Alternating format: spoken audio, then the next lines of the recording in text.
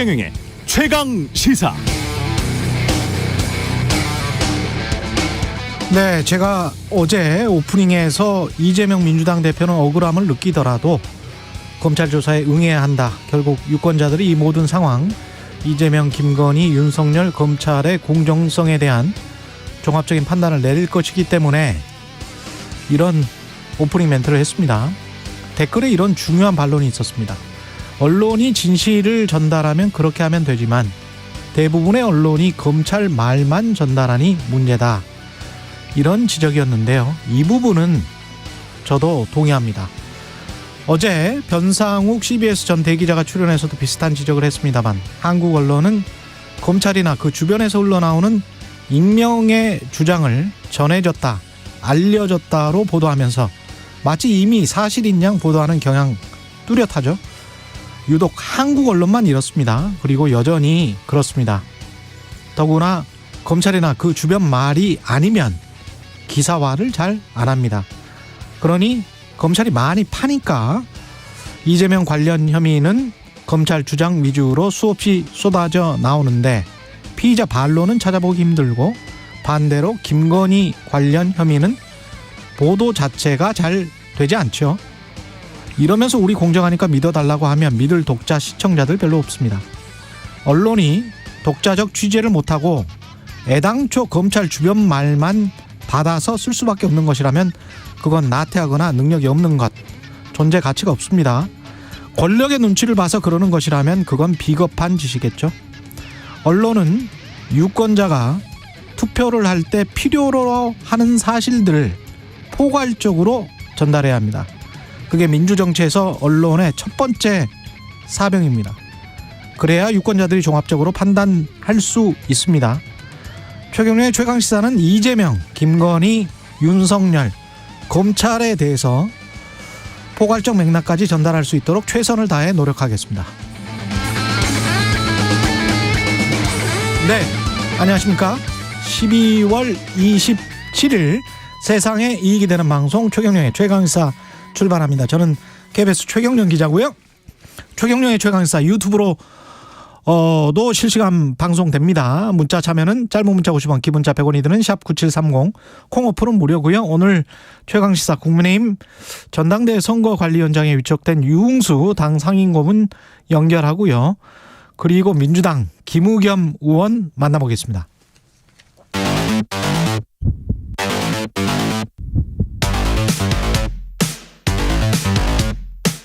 오늘 아침 가장 뜨거운 뉴스 언박싱. 자, 뉴스 언박싱 시작합니다. 민동기 기자, 김민하 평론가 나와 있습니다. 안녕하십니까? 안녕하십니까? 예, 북한 무인기 관련해서 어제 이게 서울까지 남하해버린 거죠? 그러니까 5대가 우리 측 영공을 침범을 했는데요. 예. 이 가운데 한 대가 서울 북부까지 침출했습니다.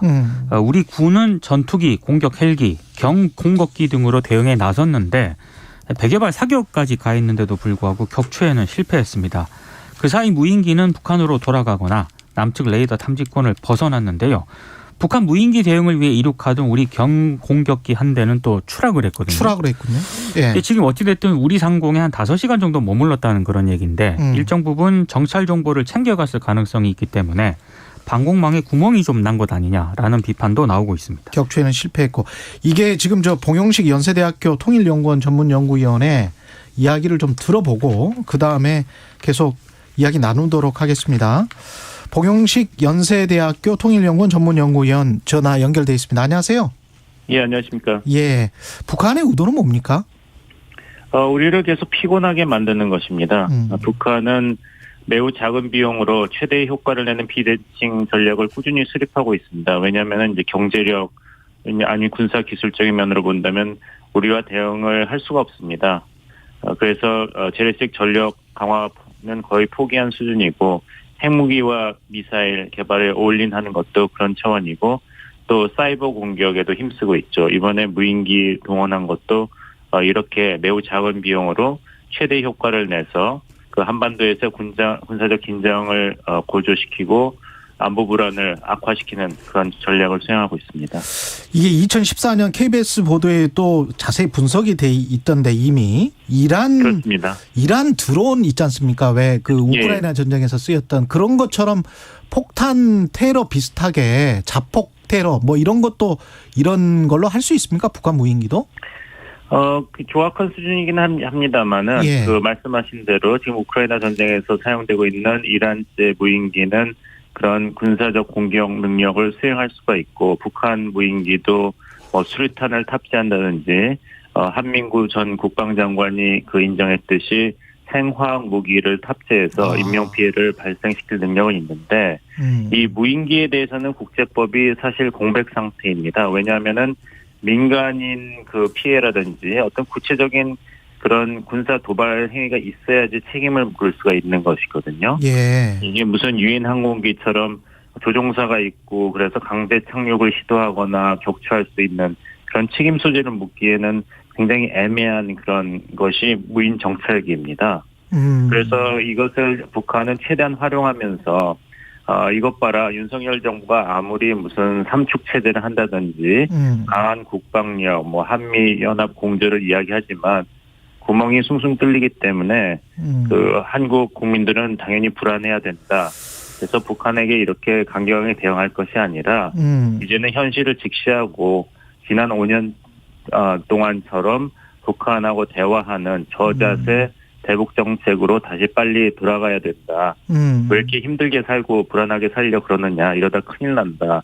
이런 이제 그걸 유도를 하는 것이다. 이런 말씀이시네요. 그렇죠. 예. 군의 대응은 적절했다고 보십니까? 적절하지 않았죠, 물론. 왜냐하면은 그 2014년 그 3월 24일 파주, 4월 6일 강원도 삼척, 2017년 경북 성주 사진은 500장 이상 찍었고요. 이번에도 또 5대가 왔는데 그 격추에 실패했고 그 북한으로 이 무인기가 다시 갔는지 안 갔는지 사실 합참도 정확하게 파악을 못했지 않습니까? 예. 그래서 이런 것을 이제 북한에서 계속 이용당하고 있습니다. 뭐 탄도미사일은 공군이 담당해서 대응하고 이런 무인정찰기는 육군이 대응한다는 이원화 과정을 계속 밟고 있는데 뭐 구제에 어떻든지 간에 결과가 좋아야 되는데 격추를 시도했는데 100발이나 쏘고도 못했다. 이거에 대해서는 이제 군이 그 대국민 아주 솔직한 그런 설명을 하는 것이 필요하다고 말씀드리겠습니다. 가다가 경공격기도 또 추락을 해버렸단 말이죠. 그러니까 이게 그렇죠. 예, 상공이 한 5시간 뚫렸고 결과적으로 보면은 격추도 못했고 그 다음에 가다가 공격기도 우리 공격기는 그냥 추락을 했고 이러니까 국민들이 좀 불안할 수밖에 없을 것 같아요. 불안할 수밖에 없고 하지만 이렇게 우리 군이 문제점이 많다는 것을 일단 솔직하게 인정하고 진단하는 것은 필요합니다. 아무리 이것이 창피하더라도 문제점을 알아야지 고칠 수가 있으니까요. 그렇죠. 예. 대신에 군은 이제 어느 정도 시간을 받은 다음에는 어떤 조치가 취해졌고 어떤 식으로 개선이 되었는지를 국민에게 정확하고 또 솔직하게 설명하는 그런 책임은 분명히 있다고 말씀드리겠습니다. 앞으로도 계속 이럴까요? 추가 도발 가능성이 있습니까?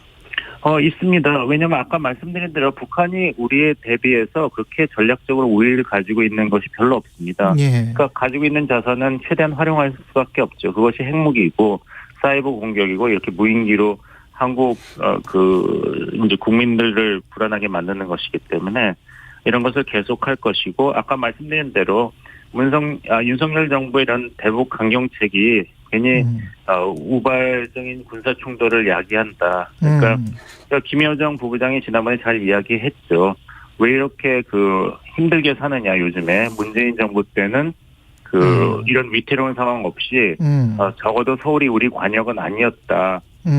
한국 국민들은 윤석열 저 천치 바보들이 들어앉아서 자꾸만 위태로운 상황을 만들어가고 있는데 그대로 보고만 있지 말고 퇴진시켜야 된다 이런 메시지를 전달했어요. 그래서 이런 식으로 한국 여론을 휘젓는 그런 효과가 있기 때문에 이런 식의 도발 행위는 앞으로도 계속할 것으로 예상됩니다. 알겠습니다. 지금까지 봉영식 연세대학교 통일연구원 정문연구위원이었습니다. 고맙습니다, 박사님. 네네. 예.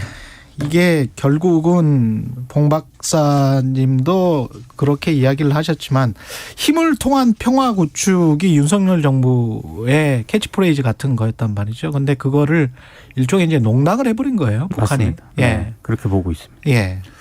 그러니까 이게 여러모로 이제 뭐 우리 군과 그다음에 대통령실의 대응이 좀 아쉬운데 대통령실 같은 경우에 뭐 NSC 개최도 없었고 군이 이제 뭐 격추를 못 시켰다 이렇게 얘기를 하고 그리고 대응을 뭐 하긴 했습니다. 근데 이게 이 무인기가 2014년, 2017년에 넘어왔을 때 이제 확보된 걸 보면은 카메라를 달고 왔습니다.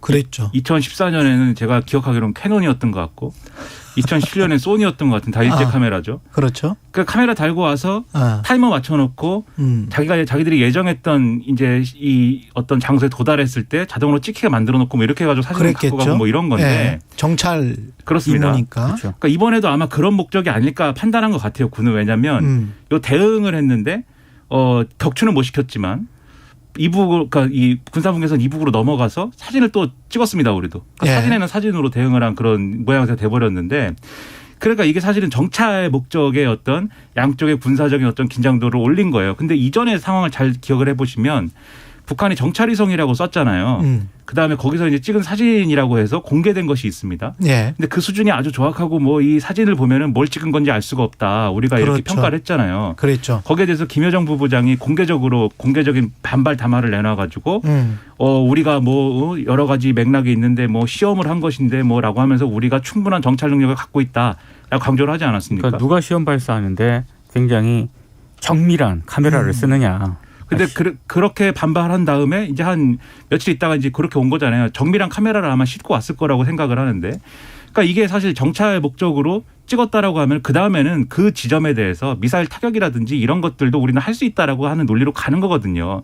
그러니까 군사적 긴장도를 상당히 높이는 과정인 것인데 다만 이제 대응하는 과정에서 이제 여러모로 국민들이 불안한 이런 지점들에 대해서 충분히 설명이 또 돼야 됩니다. 그리고 지금 말씀드렸듯이 이전에 2차례나 넘어온 적이 있잖아요. 무인기가. 그렇죠. 그러면은 그때도 여러 가지 얘기를 했어요. 전파 교란이라든지 이런 걸 통해서 떨어뜨려서 확보해야 된다든지 여러 가지 얘기를 했는데 이게 레이더에도 잘 안 잡힌다는 거 아니에요? 그렇죠. 예. 그렇습니다. 레이더에도 잡혔다 안 잡혔다 뭐 이래가지고 대응이 어려운 건데 그러면 그 대책은 사실 또 있어야 되니까 그것에 대한 설명을 해주면서 이런 방향의 군사적 긴장도를 서로 높여가는 것이 좋은 일인가도 짚어봐야 되는 그런 시점이라는 거죠. 이런 게 1,000대가량 있다는 보도도 나왔었고요. 예. 관련해서 참 10사람이 한 도둑 못 잡는다는 이야기가 있기는 있어요. 민간 예. 항공기도 잠깐 이게 운행이 중단이 됐잖아요. 이 이륙이. 예. 그러니까 그 약간 초유의 사태인데 그런 초유의 사태에 비해서는 너무 우리 군 당국이라든가 우리 정부의 설명이 그렇게 충분하진 않은 것 같습니다. 그러니까 그 얘기를 하더라고요. 이게 색깔이 하늘색이지 않습니까? 그렇죠. 그러니까 레이더 궤적을 보고 쏘면은 이미 이제 지나가고 없는 것이고 이게 이 육안으로 식별해 갖고 조준을 해서 맞춰야 되는데 또 이 무인기는 그렇죠. 미국이 운용하는 무슨 뭐 프레데터 뭐 이런 게 아니잖아요. 미사일 쏘고 뭐 이런 게 아니다 보니까 느립니다, 얘가. 근데 우리 전투기나 뭐 이렇게 해서 쫓아가 갖고 쏘기에는 조준이 어려운 거죠. 우리 전투기 빠르니까. 포크볼이구나, 포크볼. 그렇죠. 예. 그래서 사실 경공격기가 그래서 뜬 거거든요. 이건 프로펠러로 나가는 것이기 때문에 속도가 느린데 예. 이건 이제 평소에 정비를 안 하는 것인지 아니면 뭐 어떤 문제가 있는 것인지 모르지만 이게서 안 뜨던 게 뜨다 보니까는 이제 떨어진 거죠. 그게 또 민가에 떨어졌으면 큰일 날 뻔했어요. 그렇죠. 아니 이번에도 겨우 이제 위험을 피하긴 했는데 근데 이게 이륙하자마자 지금 추락을 했기 때문에 그렇죠. 이거는 좀 점검을 해봐야 될 것 같습니다. 그래서 이런 여러 가지 시나리오들에 대해서 사전에 다 준비를 하고 대비를 했었어야 되는 것인데 그게 안 됐다라는 게 여실히 드러난 것입니다. 이번에. 대응 사격을 한 100발 하다가 혹시 민가에 피해가 있을 줄 모르기 때문에 그런 게 없는 지역에서 좀 대응 사격을 하다 보니까 격추를 못 시켰다. 뭐 이게 군 당국의 해명인 것 같은데 그렇죠. 네. 그렇게 생각을 한다면 이게 들어올 때마다 거의 판판이 그 당할 수밖에 없다는 그런 상황인 것 같은데요. 지금 네. 상황은. 그래서는 안 예. 되겠죠. 그러니까. 근데 예. 그렇게 많다면 북의 무인기가 그렇게 많다면 그에 대한 대비도 해야겠죠. 그리고 그게 공격용으로 진짜 이번에 우크라이나 전쟁처럼 무인 드론 공격기로 바뀌었을 때 이게 방어책이 있나. 그러게 말입니다. 아마 예. 그렇게 오는 이런 수준의 무인기는 이게 사실 무인기의 어떤 레벨로 보면 그렇게 높은 수준의 기술력을 탑재한 건 아니지만 그렇죠. 아까 이제 복 연구원이 말씀하신 것처럼 아주 기초적인 수준의 예를 들면 수류탄을 갖고 와서 뭐 투하한다든지 그렇죠. 그리고 생화학 무기 같은 거는 그냥 그걸 갖고 오면 되는 거잖아요. 운반 그렇죠. 능력만 있으면 되는 거지 않습니까? 그렇죠. 예. 사실 이건 사전 탐지와 사전 방비가 이제 필요한 거죠. 이게 넘어왔을 때는 이미 통제할 수 없는 것이기 때문에 그러한 자산이 필요하고 넘어왔을 때 이 바로 대응할 수 있는 그런 수준의 어떤 이 나름의 대책이 필요한 거여서 그건 별도의 이제 논의가 필요한 사안인 거죠. 우리 국민의 안전을 위해서라도 강대강으로 가는 게 맞는지 다시 한번 또 그렇습니다. 생각을 해봐야 그렇죠. 돼요. 네, 그렇습니다. 상황 자체는 결국은 힘을 통한 평화 구축이라고 이야기를 했지만 평화 구축이 좋은 것이잖아요. 그게 목적이잖아요. 강대강으로 가더라도 저는 비공식 채널을 항상 유지를 해야 된다고 생각을 하거든요.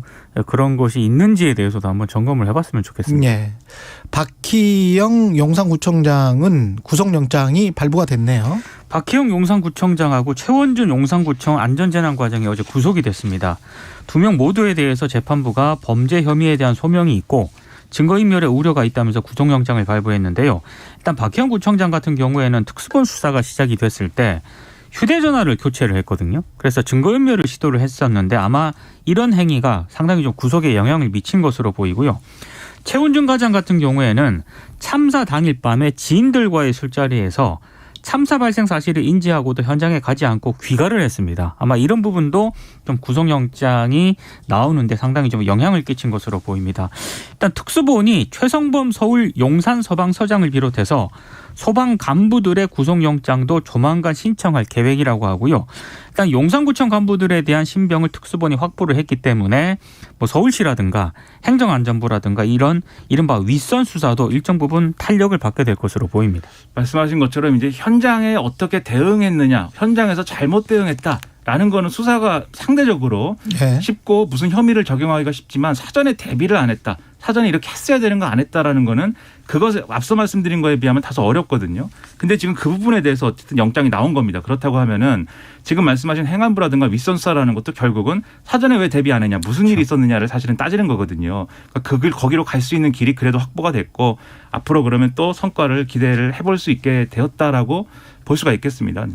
예. 그리고 윤석열 대통령이 노동조합의 회계도 공시하자 이렇게 이야기를 했군요. 어제 이제 용산 대통령실에서 수석 비서관 회의를 주재를 했는데요. 기업 회계를 공시하는 금융감독원 정자 공시 시스템 있지 않습니까? 예, 다트라고 있습니다. 다트라고 하는데 이게 이제 노조 회계 공시 시스템을 구축하는 방안을 검토하라 이렇게 지시를 했고 공교롭게도 어제 또 그 이정식 고용노동부 장관이 사무실에 그러니까 내년 1월까지 노조 사무실에 회계 관련 자료를 비치하라고 일단 그렇게 요구를 했고요. 만약에 이행하지 않는 노조에 대해서는 과태료를 부과하기로 했습니다. 그러면서 지금 뭐 노사 관계의 불합리한 어떤 관행 개선을 본격 추진하겠다 이렇게도 얘기를 했고 여기에 대해서 일단 노동계는 일단 반발을 하고는 있습니다. 일단 오늘 한겨레가 사설에서도 좀 지적을 했는데 일단 노조는 노동자들이 내는 조합비로 운영이 되는 조직이잖아요. 예.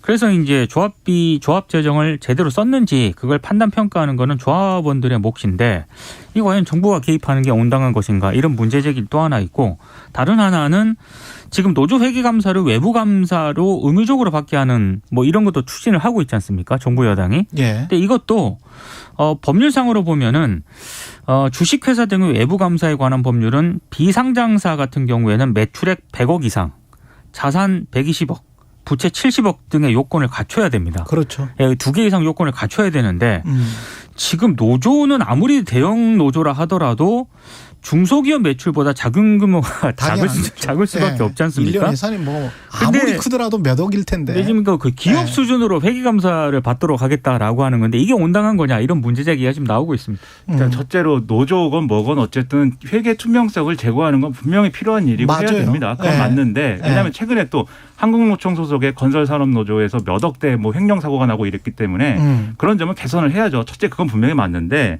둘째 이제 지금 기업 공시 뭐 이거 다트 뭐 이런 거 얘기하는 것은 기업의 그러한 재무구조나 이런 걸 공개하는 이유는 주주자본주의 체제에서 투자를 받기 때문 아닙니까? 그렇죠. 그러니까 그런 정보를 알아야 제대로 투자할 수 있기 때문인 건데 노조는 이제 그런 시스템은 아니지 않습니까? 조합원들이 그냥 돈을 내는 거예요. 그렇죠. 근데 사실 이건 조합원들이 따져야 된다니까요. 어제부터 그렇죠. 말했지만 그런 부분이 의문이고 세 번째로 마치 지금 이제 정부와 대통령실 설명을 보면은 각 노조에서 회계 자료냐 이런 것들을 어느 누구에게도 공개하지 않고 다 쥐고서는 뭐 어디 뭐 다 뭐 불태워버리는 것처럼 얘기를 하지만 사실 그 노조의 규약도 그렇고 노조 관련 이제 법률에도 그렇고 회계 자료나 이런 것들에 대한 결산을 매년 해가지고 공개하도록 돼 있고요. 그것은 대의원대회나 이런 이 노조의 시스템 하에서 조합원들에게 공개가 됩니다.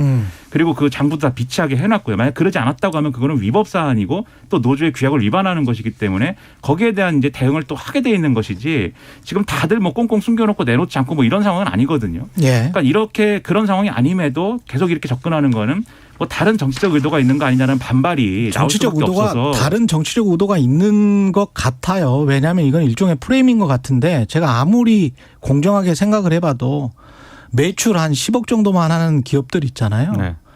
그 물론 이제 법적으로 합법이겠죠. 합법의 영역에 있지만 쓰는 관행은 가령 외제차 사서 회사 외제차로 본인들 여행 한 번도 안 한 대표이사님이 있습니까? 우리나라에? 그 여행하면 안 되죠.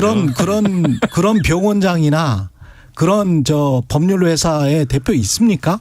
자기 돈으로 해야지 나쁜 사람들입니다. 아니 그 뭐 5억씩 뭐 되는 그런 외제차 그거 다 법인차지 그게. 그렇죠. 참 그러니까 이런 거 그러면 다 같이 해요. 나는 그거는 찬성이에요. 아 근데 저는 노조 네. 회계 공시 시스템을 구축을 하면 네. 이 자본주의 사회잖아요. 네. 이 투자자들이 그러면 노조 회계를 보고 투자한다는 건지 잘 모르겠습니다. 저는. 예. 저는 뭐 의지는 높이 사지만 방법에 있어서는 좀 더 현실성 있는 그리고 디테일하게 좀 잘 맞는 균형 감각이 것을 맞아야 될 것 같아요. 네, 그런 것을 해주기 바랍니다. 뉴스 언박싱 민동기 기자 김민하 평론가였습니다. 고맙습니다. 고맙습니다. KBS 1라디오 최경영의 최강시사 듣고 계신 지금 시각 7시 41분입니다.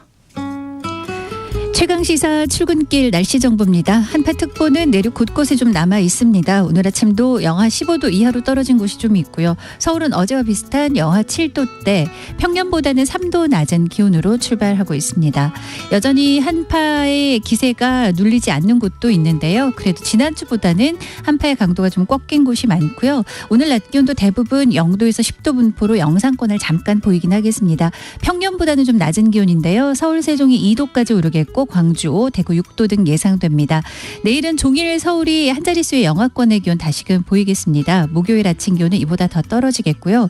한편 지금 내륙에는 한파특보 남아 있는데 오늘은 서쪽으로는 미세먼지 농도 주의가 필요합니다.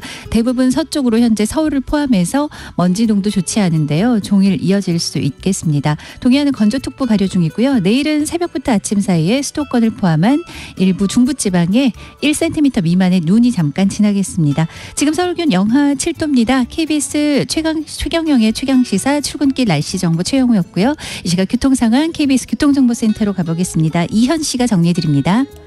네, 올해 마지막 주를 보내고 있습니다. 안전하게 마무리 잘하셨으면 좋겠는데요.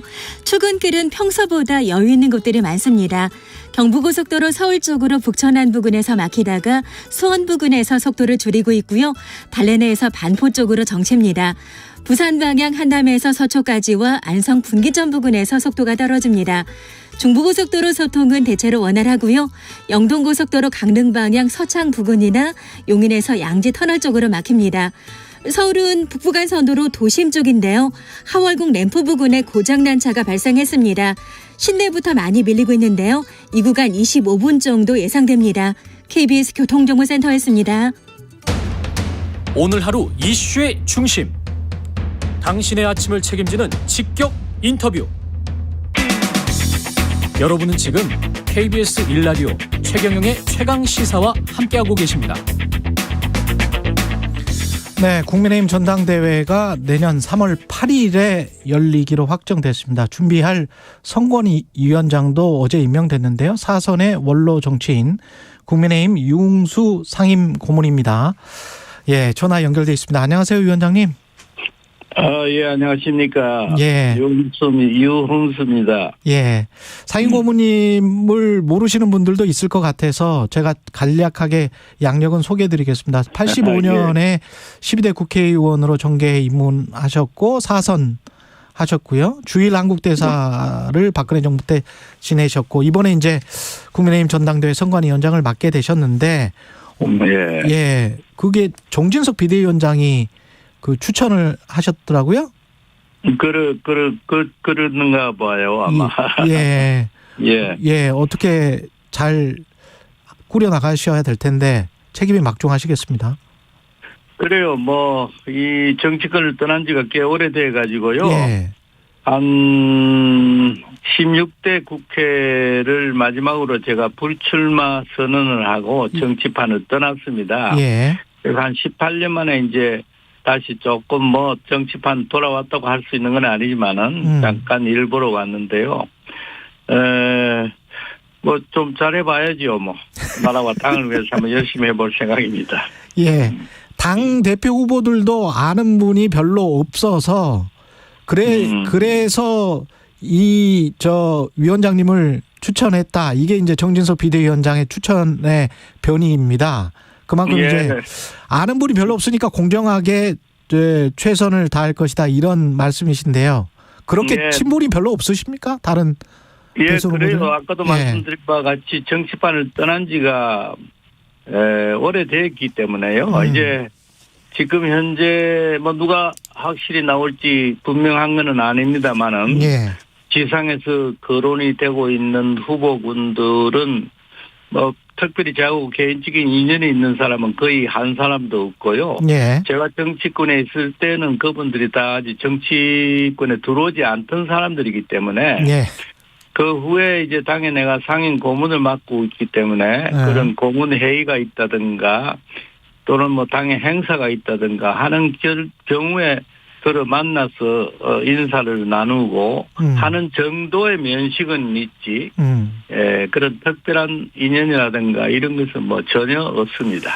계속 이제 정치판이라고 하시는데 좀 떨어져서 보면 지금 예. 한국 정치가 어떻다고 보십니까? 2022년? 글쎄 한국 정치라고 하는 것이 예. 나도 뭐 정치권에 거의 20년 몸담았던 사람인데요. 예. 뭐라고 비판하고 자기가 속했던 데를 이야기한다는 것이 좀 못하기는 합니다만은 옛날에 그 우리나라의 유명한 기업인이 정치를 그때 그 언론 인터뷰를 통해서 화제가 되었습니다만 예. 정치를 사류라고 사류. 이야기하지 예. 않습니까? 예. 그런데 되게 인류의 반대를 이야기했더니 삼류라고 이야기하는 것이 보통 아닙니까? 인류 아니면 삼류다. 그렇죠. 그렇죠. 그런데 삼류라는 말도 더해서 사류라고까지 이야기했을 때는 이 기업인이 얼마나 정치판을 아주 형편없이 봤느냐 하는 것을 우리가 유추해 볼 수가 있는데 지금 현재 하는 정치권이라고 하는 것이 제가 볼 때도 정말 우리나라가 모든 분야에서 그때 우리가 있을 내가 정치판에 있을 때보다도 다른 모든 문화라든가 경제라든가 여러 분야에서는 큰 많은 발전과 그런 있었는데 변화를 보여왔는데 예. 정치판만은 아주 그때보다 오히려 더 못한 그런 느낌을 주고 있어서 아주 매우 참 나도 정치인의 한 사람이 였던 사람으로서 참 국민들에게 부끄럽게 생각을 하고 그런 생각이 있는 것이 솔직한 심정입니다. 예. 그 전당대회 위원장을 맡으셨는데 이제 그 예비 경선 룰이랄지 이런 거는 이미 다 나왔단 말이죠. 예. 예, 이거를 어떻게 좀 평가를 해 주실 수 있을까요? 예비 경선에서 당원 투표를 이제 100% 컷오프 같은 경우도 할 것 같다는 이야기가 나오던데 본경선 컷오프 이렇게 되는데 컷오프도 100% 한다. 이거는 확정인지도 궁금하고요. 아니, 뭐 컷오프를 확실히 할는지 안 할는지 하는 것은 후보 등록을 받아봐야 되겠죠. 예. 후보 등록을 받아봐가지고 후보자가 너무 많을 경우에 예. 당 대표를 예를 든다면 이번 전당대 선거에서는 당 대표와 최고위원을 선출하는 것이 아닙니까? 예. 최고위원이 아마 4명을 선출하고 당 대표를 선출하는 것으로 알고 있습니다만은 당 대표든 최고위원든 이제 등록을 받아봐야만 얼마나 많은 사람이 후보로 오를 것이냐 하는 것을 우리가 좀 파악을 해야 되는 것인데 만약에 대표를 예를 들 때 대표로 나오겠다는 후보군이 수가 너무 많았을 경우에 뭐 하는 4, 5명이 넘어서 가지고 7, 8명 이렇게 된다 그러면은 막 카톡 종류의 관례에 따라서 카톡하는 그런 방법을 실시를 해야 되겠죠. 예. 그래서 그러나 카톡을 하느냐 안 하느냐 하는 문제는 그때 이제 후보 등록을 받아봐야만 확실한 것을 알 수 있을 것이고, 예. 만약에 카톡을 할 경우에도 당원 투표 100%를 할 것이냐 하는 이런 질문이시죠, 지금? 그렇습니다. 예. 그렇다면 만약에 카톡을 하게 된다고 한다면은, 이번에 당원 투표, 당 대표라든지 선출하는 방식 자체가 예. 완전 당원 100%를 하게 되었으니까 카톡 자체도 그렇게 하는 것이 당연한 논리가 아닌가 이렇게 생각을 합니다. 아, 예. 그렇군요. 근데 이준석 전 대표는 컷오프도 당원 투표 100%면 결선 투표까지 갈 이유가 뭐가 있는가? 그 컷오프 예비 경선에서 그냥 논리적으로 이미 끝난 건데 순위가.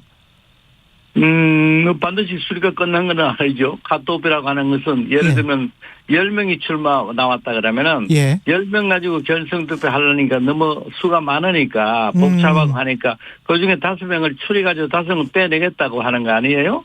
그렇다면은 나머지 5명 중에서 대표로 뽑아야 되는 것이니까 어떻게 끝났다고 볼 수 있나요? 그건 논리의 비약이고 말이 안 되는 이야기죠.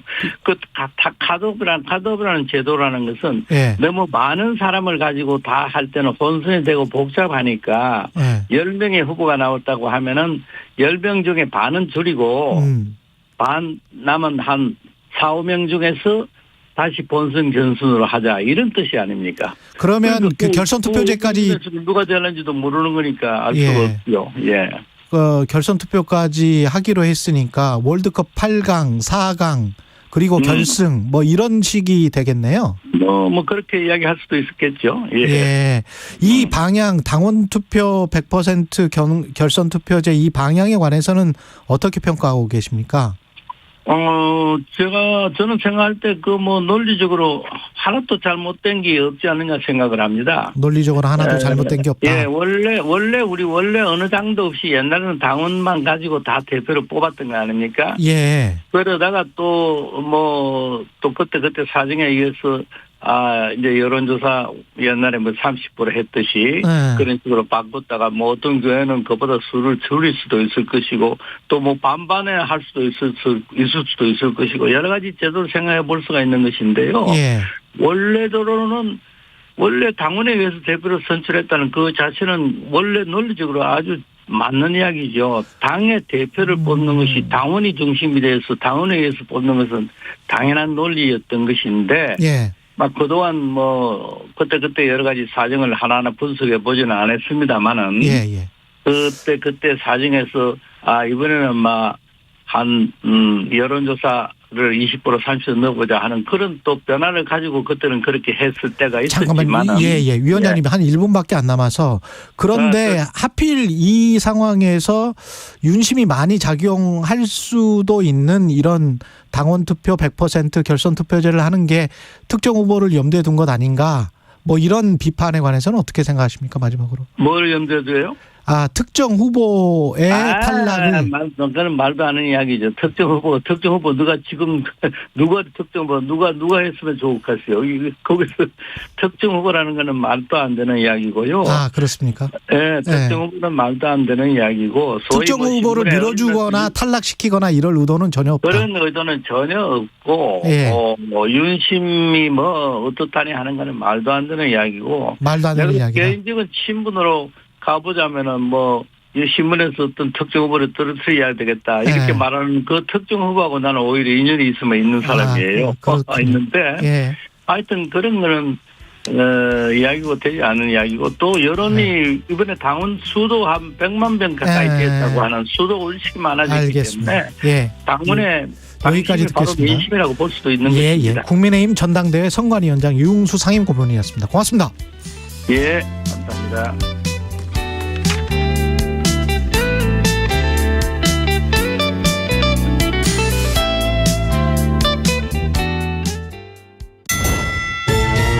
워크넷에 들어갔지. 나도 들어갔지. 꼼꼼히 적었어. 경력 속에 원하는 업무. 나도 꼼꼼히 올렸어. 연봉 적어냈고 월급 제시했지. 찾을 수 있을까? 힘들 거라 생각했지. 그런데 콕 찍어주더라고. 누가? 워크넷 AI 서비스가 내가 찾는 일자리를 착착착, 내가 찾는 인재를 척척척. AI가 맺어준 황홀한 만남. 열정과 열정을 잇다. 워크넷 고용노동부. 겨울을 영어로 하면 윈터. 그럼 우리 모두가 행복한 겨울은 윈윈터지. 한겨울의 동행축제 윈윈터 페스티벌. 이거 맛있겠다. 맛있게 드세요. 대박. 이건 못 참지. 우리의 두근두근 득템 좋아요가 소상공인의 아자아자 뿌듯함 행복이 된다. 온라인으로 주문하셨죠? 모두가 이득 행복이 가득. 한겨울의 동행축제 윈윈터 페스티벌. 중소벤처기업부. 버려지는 가전제품도 소중한 자원이 될 수 있다는 사실 알고 계시나요? 그렇다면 폐가전제품은 어떻게 버려야 할까요? 하나, 새 가전제품을 구입할 때 판매자에게 기존 제품 수거 요청하기. 둘, 대형 폐가전은 콜센터 1599-0903으로 전화해 무상 방문 수거 신청하기. 셋, 소형 폐가전은 종량제 봉투 대신 자원순환 실천 플랫폼을 검색해서 내 집 앞 폐가전 수거함에 넣어주기. 순환되는 자원으로 온실가스 발생을 줄일 수 있도록 폐가전 제품 재활용에 동참해주세요. 이 캠페인은 탄소 중립을 선도하는 한국환경공단과 함께합니다. 사실 제가 그때 크레인 했을 때 저도 말을 이제 뭐 포기하지 말자 이렇게 얘기하면서도 되게 힘들었거든요. 근데 그때 김여진 씨가 A4 용지에 웃으면서 끝까지 함께 이 말을 써준 거예요. 2022 KBS 연중기획 기억을 기록하다. 그게 이제 이렇게 밧줄에 매달려서 그 종이 한 장이 딸랑딸랑 이렇게 올라왔는데 그걸 보는 순간 아 이거구나 하는 생각에 저는 무슨 화두를 깨치듯이 그러니까 울면서 싸우면은 나부터도 못 싸우겠다는 생각이 들더라고요. 우는 거는 오래 못해요. 정말. 웃으면서는 끝까지 할 수 있지만 울면서는 못 싸우겠더라고. 우리 사회에 사실은 뭐 노동자들의 지위가 제가 해고됐던 시절이나 지금까지나 뭐 별로 변한 게 없어요. 비정규직 노동자들 같은 경우는 문자 하나로 해고되는 일들이 너무나 비일비재한 현실이고, 그러니까 이런 것들이 그냥 단순히 저 한 사람의 복직이 아니라 모든 노동자들이 부당한 일을 당했던 노동자들이 제자리로 돌아가기를 바라는 그런 염원들이 아니었겠나 생각이 들죠. 모든 노동자들이 포기하지 않았으면 좋겠습니다. 힘들지만 웃으면서 끝까지 함께. 한진중공업 해고 노동자였던 김진숙 씨는 기억합니다. 제자리로 돌아가기 위해 크레인에 매달리고 단식하고 400km를 걸었습니다. 이런 해고 노동자를 바라보는 시선이 점점 곱지가 않습니다. 누군가는 그만 좀 하라고도 합니다. 하지만 포기하지 않은 복직은 복직 이상의 의미를 남겼습니다. 당신과 대한민국의 기억, KBS가 기록합니다.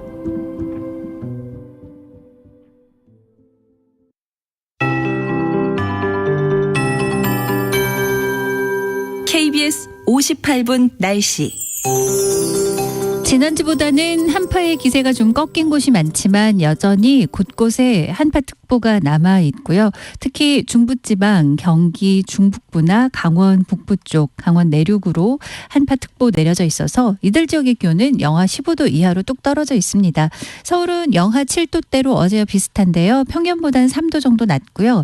낮 기온도 서울 세종 2도로 영상권에 접어들긴 하겠지만 평년보단 약간 낮겠습니다. 광주 5도, 대구 6도 등 오늘 낮 기온 0도에서 10도로 대부분 낮 기온의 0도 이상을 보이긴 하겠습니다.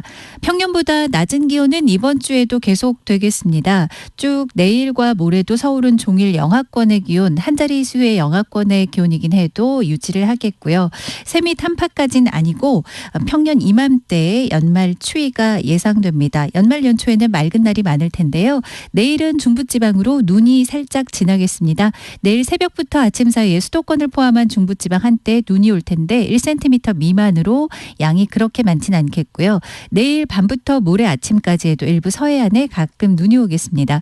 오늘은 무엇보다 추위 속에 미세먼지 농도 상황이 좋지가 않은데요. 대부분 서쪽으로 서울을 포함해서 현재 좋지 않은 먼지 농도 상황 오늘 종일 이어질 수 있겠습니다. 동해안은 건조특보 발효 중이고요. 현재 서울 기온은 영하 7도입니다. 최영우였습니다.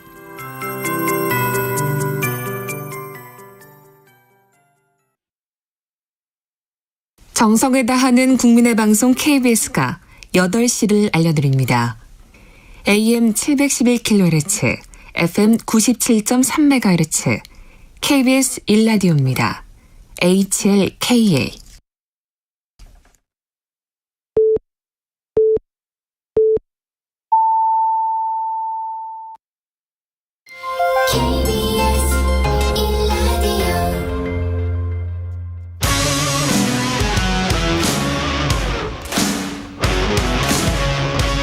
오늘 하루 이슈의 중심 최경영의 최강 시사. 네, 이재명 더불어민주당 대표가 성남FC 후원금 의혹과 관련해서 검찰 소환 요구에 응하겠다. 다만 검찰이 통보한 날짜인 내일은 일정상 어렵다. 이렇게 밝혔습니다. 김의겸 민주당 대변인 연결돼 있습니다. 안녕하세요, 의원님. 네, 안녕하세요. 예. 일단 검찰 조사에 응하겠다. 그러나 지금 28일은 내일은 안 된다. 그러면 조사 날짜와 방식은 협의를 하시기로 한 거예요? 네, 검찰과 협의를 하기로 했습니다. 예. 근데 국민의힘은 피의자가 조사 일정을 고르냐 뭐 이런 식으로 이제 비판을 하는데 이거는 통상적입니까? 날짜와 방식을 협의하는 건? 일반 형사범들도 소환 조사하는 데는 협의를 하는 거죠. 네. 네. 제1야당의 대표에게 일방적으로 검찰이 날짜를 지정해서 오라가라 하는 것 자체가 무리한 거 아니겠습니까? 특히 이번 건 같은 경우에는 그냥 팩스 한 장 찍 보내가지고 며칠일 날 28일 나와라. 이렇게 말하는 게 오히려 대단히 이례적인, 아마 대한민국 역사에서 그런 일이 없었을 겁니다. 예. 일단 조사에 응하겠다고 하는 것은 돌파하겠다 이런 뜻일까요? 네, 그렇습니다. 당당하게 임하겠다. 그리고 이 문제로 당의 부담을 주고 싶지 않다라고 하는 게 이재명 대표의 뜻입니다. 그러면 대통령실에 이어서 국민의힘이 검찰 수사에 배후임을 자백하고 나섰다. 이게 지금 대변인 서명 브리핑이잖아요. 네네. 예. 이렇게 보시는 이유는 뭘까요? 용산에서요, 대통령실에서 그런 이야기를 했었어요. 검찰이 이재명 체포 동의안을 건건히 제출하면 방탄국회가 언제까지 가능하겠느냐. 이렇게 말을 한 게 언론 보도에 나온 적이 있는데요. 건건히 제출하면? 네, 건건히 제출하겠다. 예. 이 말은 지금 이재명 대표에 대한 수사를 지금 몇 달째 하고 있지 않습니까? 예. 그리고 한 건도 아니고 지금 국민들이 많이 알고 있는 대장동, 이번에 성남FC, 또 무슨 선거법 위반, 백현동 사건, 또 유례, 쌍방울, 변호사비, 저도 지금 몇 건이 어디에서 진행되고 있는지 알 수 없을 정도로 어지럽게 진행이 되고 있습니다. 그런데 이 건을 지금 몇 개월째 하고 있는데 앞으로도 계속해 가면서 건건이 그때마다 사건을 하나하나마다 소환 조사하고 무슨 체포동의안 청구하고 이런 식으로 진행을 한다면 이건 정말 야당 대표를 이거야말로 정말 조리돌림하고 괴롭히고 야당을 파괴하는 거 아니겠습니까? 그리고 이러한 전략을, 이러한 의도를 다른 데도 아닌 용산 대통령실에서 이야기를 하고, 그리고 거기에 이어서 국민의힘에서도 뭐 출석을 하라 마라라고 하는 이런 이야기들이 계속 되는 것을 보면서 검찰의 수사가 있고 그 수사 뒤에서 지금 용산 대통령실과 국민의힘이 즐기고 있구나.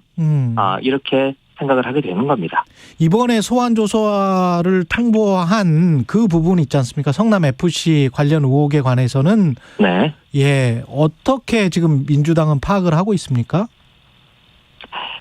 이 성남FC 사건이 한 4년 전에 있었던 사건입니다. 예. 그래서 경찰이 오랫동안 수사를 했다가 경찰이 무혐의 결론을 냈어요. 예. 그런데 지난해인가요? 네. 그 검찰이 정말 경찰의 팔을 비틀어가지고 다시 사건을 뒤집었습니다. 지금 이 사건 성남FC에 민간 기업들이 광고비로 후원을 한 건데. 네, 성남FC 축구단에. 네, 축구단에요. 예. 광고비를 낸 건데. 예. 그렇게 따지면 지금 이른바 시민구단, 축구단이 여러 곳에 있습니다. 예. 경남에도 있고 인천에도 있고 다 이런 식으로 기업으로부터 광고비를 광고를 유치해서 후원금을 받고 있는 겁니다. 그렇게 아니면 뭐 국민 세금으로 운영할 수가 없으니까요, 제대로. 예. 그러니까 예를 들면 김태호 지사가 있었던 경남 같은 경우에 경남FC죠. 예. 경남FC 같은 경우에 STX로부터 기업으로부터 200억 원이나 후원을 받았어요. 그 검찰이 지적하는 거는 지금 대가성이 있었던 것 아니냐. 뭘 해주면 광고를 해줄게 이런 거래 관계가 있었던 거 아니냐. 그래서 제3자 뇌물죄. 근데 이런 것들도 이런 것들도 지금 수사를 안 해서 그렇지. 예. 아니 다 대가성이 있었냐 없었냐는 검찰이 수사를 해봐야 그 결론이 나겠습니다만은. 그렇죠. 모든 지금 기업체 단체에서 다 하고 있는 건데 이에 대해서 유독 이재명 시장만 문제를 삼아서 지금 몇 달째 탈탈 털고 온갖 지금 성남시청과 경기도지사실을 얼마나 지금 몇 번째나 압수수색을 하는지도 셀 수가 없을 정도입니다. 그래서 하려면 다 똑같이 하든지, 안 하려면 말든지 이렇게 이렇게 되는 거 아니냐. 지금 국힘 출신들이 그렇게 기업체들의 돈을 유치한 것은 그건 업적이고, 이재명 시장만은 그게 뇌물이라고 하는 게 너무 편파적이고 불공정하지 않느냐. 이렇게 말씀드리는 겁니다. 그렇군요. 지금 홍준표 시장이랄지 김태호 지사랄지 다 이제 같은 맥락으로 보면은 그 기간 동안에 그러면 다른 거를 유치한다거나 인허가를 한다거나 이런 게 없었느냐. 다른 지자체도 다 한번 조사를 해봐라. 이런 말씀이시네요. 예. 네, 그렇습니다. 예. 그 관련해서 지금 이재명 당대표를 수사하고 있는 검사 16명의 실명과 사진이 지금 제작 배포가 됐었잖아요. 네. 이렇게 SNS에 많이 뿌려졌었는데 명단 공개가 필요했다라고 본 이유는 뭘까요? 네, 일단 검사들은 일반 공무원과 다릅니다. 예를 들면 서울시 같은 경우에 도로를 놓고 다리를 놓고 할 경우에 실제적인 일은 국장 과장이 하더라도 최종 결재권자가 오세훈 시장이기 때문에 오세훈 시장 이름으로 그런 일들을 하죠. 하지만 이 검사는 우리 헌법에 보장이 되어 있습니다. 국가기관이고 단독관청입니다. 그래서 자신의 이름으로 압수수색도 하고 자신의 이름으로 수사와 기소를 하는 겁니다. 무슨 검찰총장이나 지검장의 어떤 보조적인 역할을 하는 그런 자리가 아니라는 거죠. 그리고 지금 대한민국 역사에 유례가 없는 지금 야당 탄압 수사를 하고 있는 거 아닙니까? 예. 그러니 그냥 두루뭉술하게 검찰이란 이름 뒤에 숨지 말고 당당하게 자기 이름을 내걸고 이 수사에 대해서 책임을 져라. 떳떳하게 해라. 예. 떳떳하게 해라. 예. 그래야 이 수사도 훨씬 더 신중하고 또 공정하고 또 무겁게 받아들이면서 일을 하지 않겠느냐. 그런 의미에서 이번에 16명에 대한 명단을 공개한 겁니다. 한동훈 법무부 장관은 다수당의 힘을 이용해서 적법하게 공무를 수행하는 공직자들을 좌표를 찍었다. 조리돌림 당하도록 공개 선동했다. 이거는 법치주의를 훼손하는 것이다. 이렇게 반발을 했는데 의원님 생각은 어떠십니까? 저는 그걸 과잉 반응이라고 생각을 합니다. 과잉 반응이다. 예. 네. 예를 들면 지금 KBS 기자들도 그냥 아주 단신을 보도하더라도 언론사가 다 자기 기자의 이름을 내걸고 이름이 얼굴도 나오죠. 내걸고 예. 다 자기 책임하에 하는 거 아니겠습니까? 그렇죠. 그런데 예. 그것보다 아마 100배, 1000배는 훨씬 중요한 일을 하고 있는 검사가 아니 그 검사가 자기 이름 내걸고 얼굴 내걸고 하는 게 그게 그만큼 공적인 책임이 있는 자리이기 때문에 또 공적인 책임을 져야 되는 거 아니겠습니까? 그 부담을 져야 되는 거 아니겠습니까? 그런 의미에서 저는 그게 왜 문제가 되는지 잘 모르겠고요. 예. 조리돌림이라고 하는 표현을 썼던데 조리돌림이라고 하는 건 정말 공개적으로 망신을 주는 거 아니겠습니까? 예. 그런 의미에서 보면 지금 문재인 전 대통령과 이재명 대표에 대해서 벌써 지금 이 정부 들어서자마자부터 수사가 시작돼서 지금 10달이 다 돼가는데 그 사이 계속 지금 수백 명, 수천 명 제가 청와대에서 근무를 했었는데 지금 청와대 에서 행정관 이상만 100명이 넘는 사람들이 지금 검찰 조사를 받았어요. 100명이 넘는 사람들이요? 100명이 넘습니다. 행정관들만? 네. 행정관들 이상이 뭐 수석 까지 다 비서관, 포함해서 네, 예. 포함해서 지금 100명이 넘는 문재인 정부 청와대에서 일했던 사람들이 조사를 받았어요. 그래서 오히려 검찰에 안 다녀온 사람이 놀림이 되고 있습니다. 넌 조사도 안 받냐? 라고 할 정도로 그냥 아예 그냥 통째로 다 드러내서 수사를 하고 있는데 예. 그렇게 수사를 하면서 어떻습니까? 매번 지금 윤석열 정부의 주요한 뉴스가 일면톡과 방송의 첫 그 기사가 다 지금 검찰 수사로 도배가 되고 있지 않습니까? 예. 그러면서 확정되지도 않은 사실을 피의 사실을 공표하고 또 수사 기밀 누설하고 하면서 오히려 망신을 주고 또 아주 그냥 범인이라고 하는 낙인을 찍는 그거야말로 지금 조리돌림 아니겠습니까? 그에 비해서 지금 16명 검사들 명단 알렸다고 해서 우리 국민들이 할 수 있는 게 뭐겠어요? 정말 뭐 담벼락에 대고 욕하는 것 정도, 예. 뭐 SNS에 몇 자 끄적이는 정도, 예.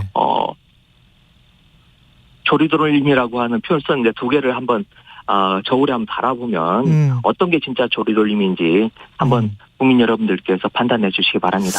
그 성남 FC 의혹뿐만 아니라 이제 검찰이 수사하는 게 많잖아요. 중앙지검에서도 하고 지금 수원지검에서 하고 뭐 네, 지청에서도 하고 뭐 그렇잖아요.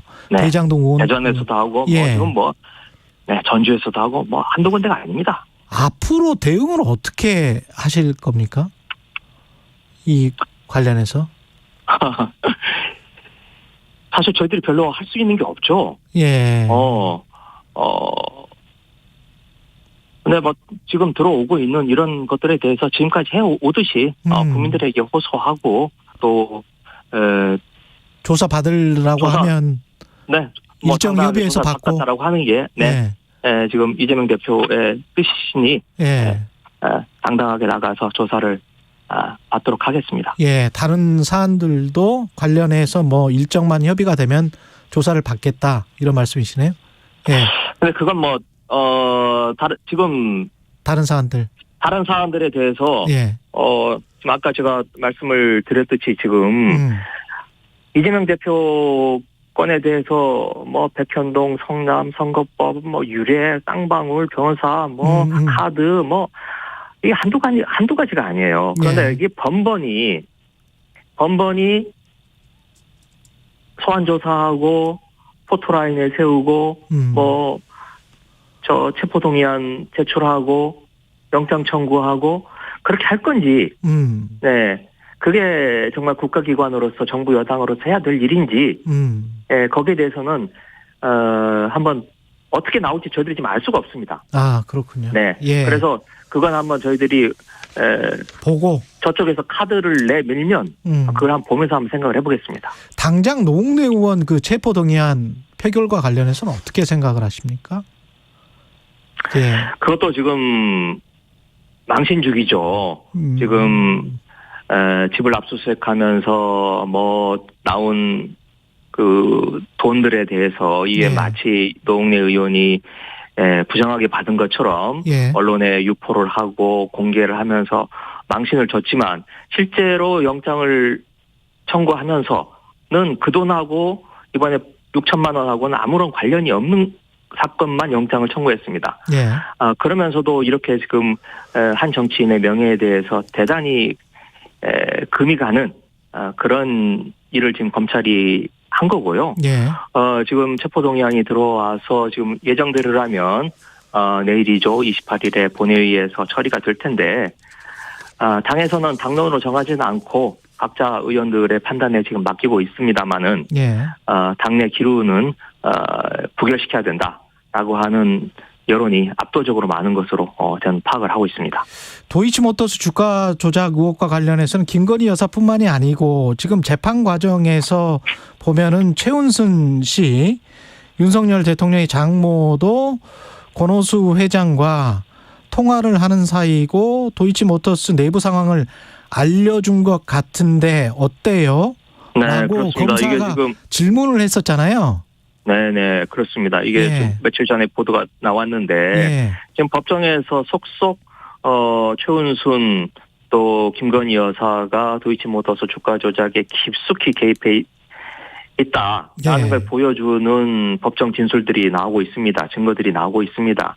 지금 방금 말씀하신 내용도 그 대표적인 거고 또 얼마 전에는 김건희 여사가 직접 전화로 매도 주문을 내고 3,300원 8만 주. 예. 그렇죠. 네.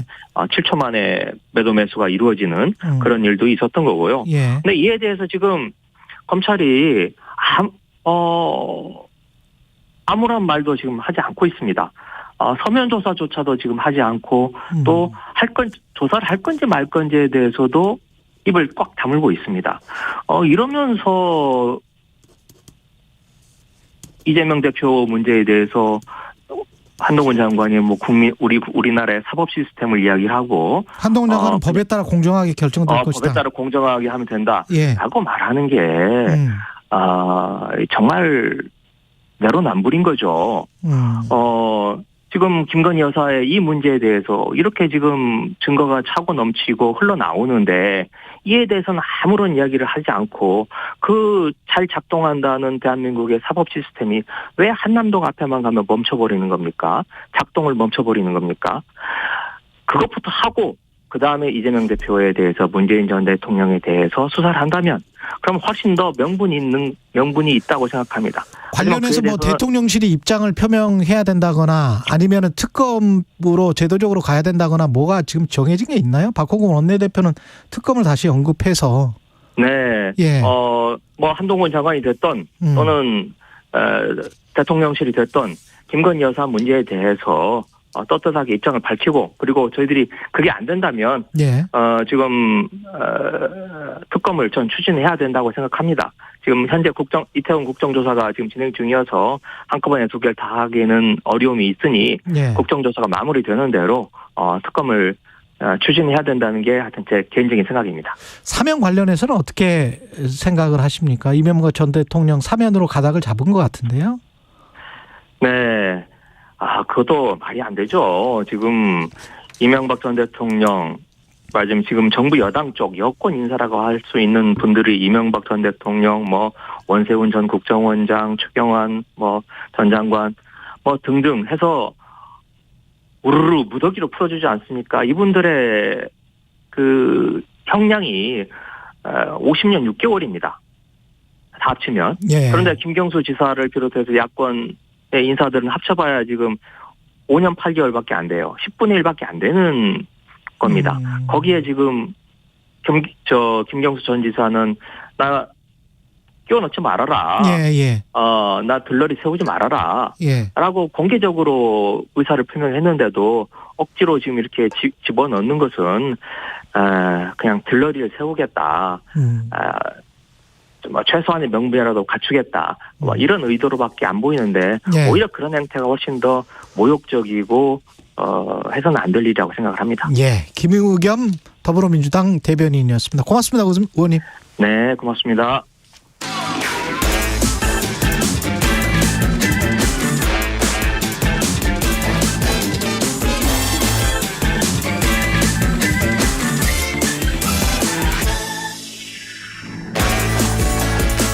네, 한 번 더 뉴스 시간입니다. 오늘은 정은정 작가와 함께 하겠습니다. 안녕하십니까? 네, 안녕하세요. 진짜 춥죠? 예, 근데 또 추위도 적응이 되는지 오늘은 또 괜찮네요. 괜찮습니까? 네네. 오늘은 아까 보니까 제가 차 타고 왔는데 오늘은 마이너스 1도 정도 되는 것 같은데 서울은. 네. 예, 뭐 전 새벽에 나왔기 때문에 영하 11도일 때 나왔습니다. 아, 그래요? 예. 예, 지난 11월 한 번 더 뉴스에서 이 KBS 정원에 철없이 핀 철쭉꽃 이야기를 드리면서 겨울이 됐지만 겨울이 오지 않고 있어서 오히려 더 문제다 이렇게 말씀을 드렸는데 12월이 되자마자 이렇게 정신 차리기 어려운 혹한과 폭설이 일상을 뒤흔들고 있습니다. 1973년 이 전국적인 기상 관측이 시작된 해인데요. 이제 50년 됐죠. 이번 한파가 이 50번의 겨울 중에서 역대 10위 안에 들 정도로 가장 강력하게 추운 12월이라고 합니다. 벌써? 예. 보통 어르신들이 옛날엔 더 추웠다 이렇게 이야기를 하는데 그때는 아무래도 이게 주택의 그 단열 문제나 그렇죠. 의상의 문제였던 거지 실제로는 지금이 훨씬 더 춥다고 해요. 1990년대를 비교를 해보면 그때는 1년 중 영하 10도 밑을 이렇게 내려가는 날이 한 6일 정도였는데 2001년 이후에는 8일 그리고 2011년 이후에는 무려 12일로 늘어났는데 문제는 앞으로도 더 늘어날 공산이 크다라는 거죠. 그렇군요. 예, 우주에서 지금 현재 한반도 사진을 찍어봤더니 냉동고 수준이더라고요. 실제로 지금 냉장고 안에서 우리 집 계란이 멀쩡했는데 제가 깜빡 잊고 밖에 꺼내놨더니 계란이 얼었어요. 계란이 얼었어요? 예, 그러니까 베란다가 더 추운 거죠. 지금 냉장고보다. 와. 예, 추운 날씨도 날씨지만 이 폭설까지 겹쳐서 너무 피해가 커지고 있는데 요즘 철도 이용하시는 청취자분들 너무 불편하시죠. 뭐 연착은 기본이고 철도도 연착하는군요. 예, 철도 그러니까 선로가 얼게 되면은 속도를 올릴 수가 없다고 그러더라고요. 아, 그렇군요. 예, 그리고 뭐 전철은 거의 그 애플리케이션이 의미가 없을 정도로 시간이 지금 많이 흔들리고 있는데 무엇보다 이렇게 목숨에 위해가 가해지는 거죠. 교통사고 문제라든가요. 그렇죠. 그리고 지금 농촌에 특히 호남 지역에 집중돼 있는 이 폭설로 비닐하우스 시설이 내려앉아서 그렇죠. 또 시설. 이런 피해까지도 이어지고 있고요. 예. 전 세계가 올 겨울이 혹한 특히 이제 북반구 지역에 있는 그 나라들이 혹한이기는 한데요. 예, 미국에서도 무려 사망자가 35명 정도가 나왔다라고 이렇게 보고가 되고 있는데 북반구는 다 춥군요. 그러면. 예, 이번에 이렇게 그 눈을 치우고 나면 혹시 더 피해자가 있는 거 아닌가 이렇게 미국 쪽에서도 우려를 하고 있습니다.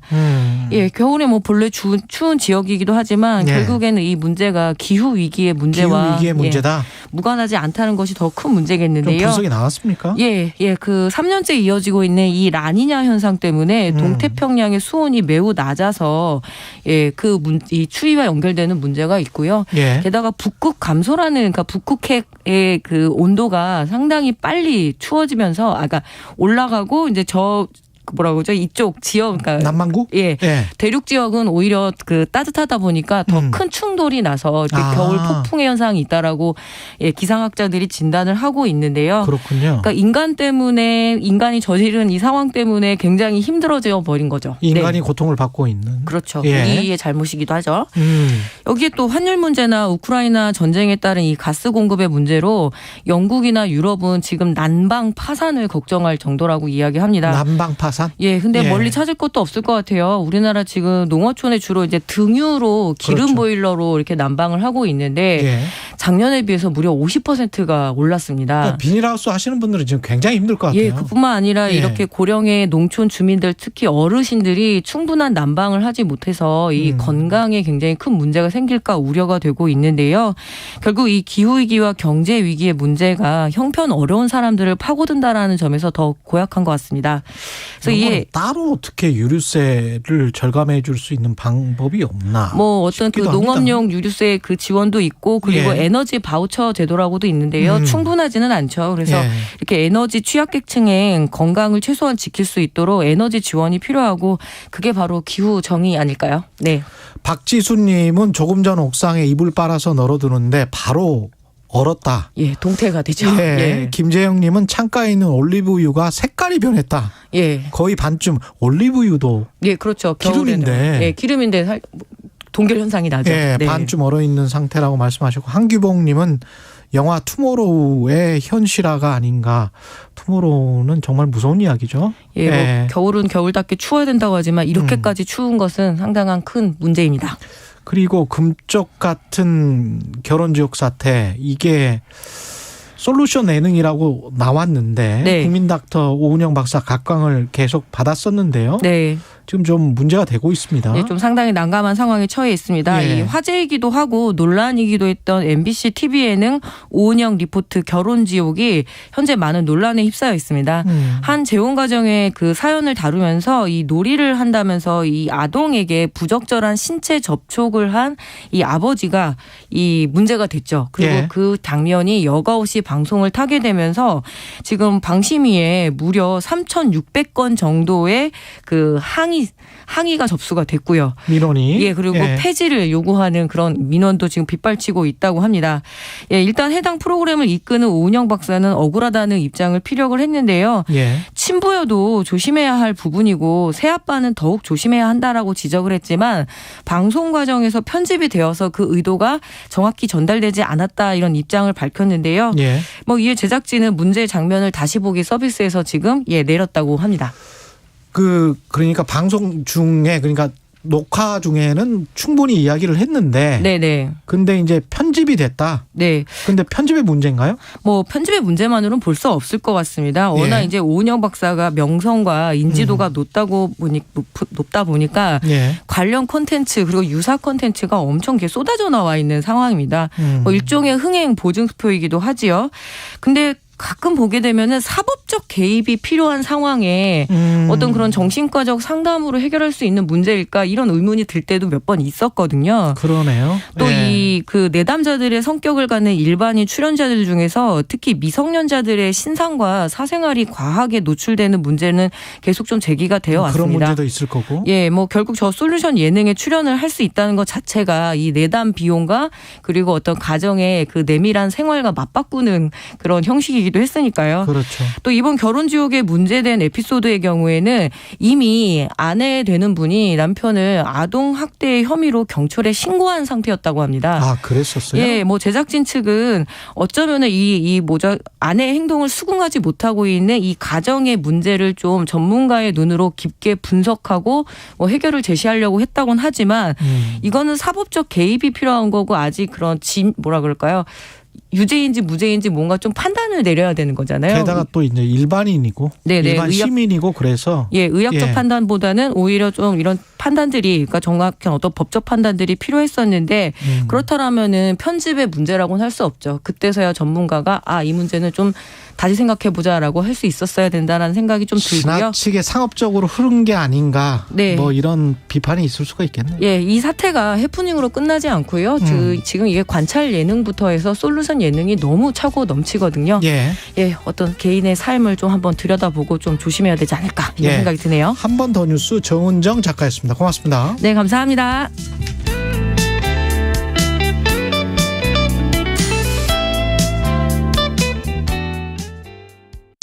안녕하세요. 방송통신위원회 디지털윤리 홍보대사 조나단입니다. 로그인으로 시작해 로그아웃으로 끝나는 하루. 우리는 그 안에서 다양한 사람과 소통하며 각자의 세상을 그려나갑니다. 여러분의 디지털 세상은 어떤 모습인가요? 누군가는 거짓 정보와 악플로 불행을 그리기도 하고 또 누군가는 지식을 나누고 칭찬 메시지로 행복을 그리기도 합니다.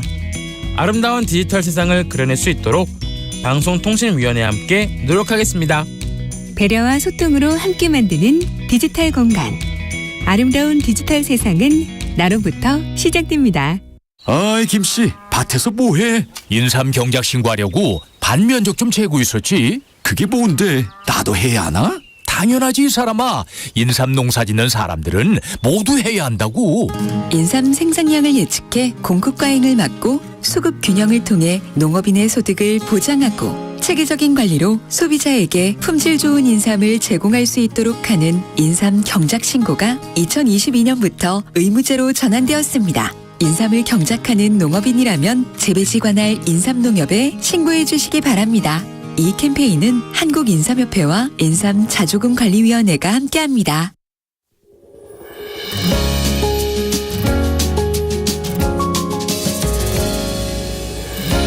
우리 가까운 곳에 어느새 흐르고 있었던 행복들 물결 따른 걸음마다 불빛 담은 행복마다 미소 짓던 우리 모습 물결 따라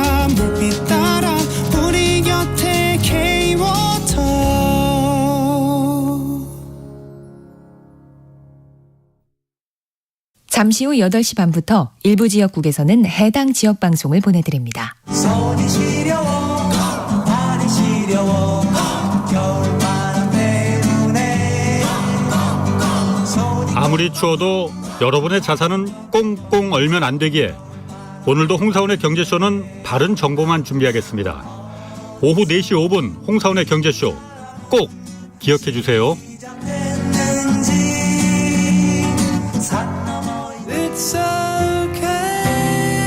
진행은 서툴지만 내용은 알찹니다.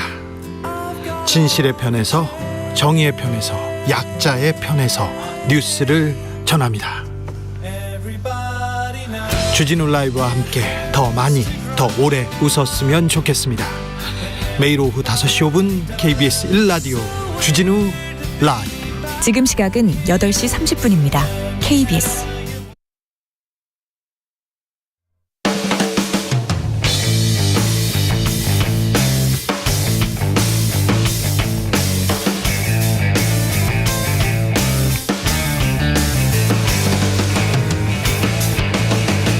최경영의 최강 시사.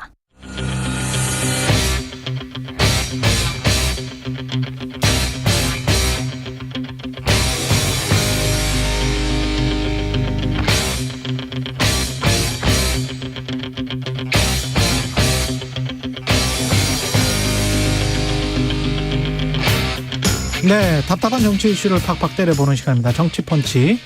김재원 국민의힘 전 최고위원 나오셨습니다. 안녕하세요. 안녕하세요. 예. 국민의힘 이야기, 성남 FC 민주당 이야기 하기 전에 그 북한 저렇게 무인 드론 비슷한 거 무인기 저렇게 계속 날리고 그러는데 좀 군 대응은 좀 약간 갑갑합니다. 좀 약간 불안해요.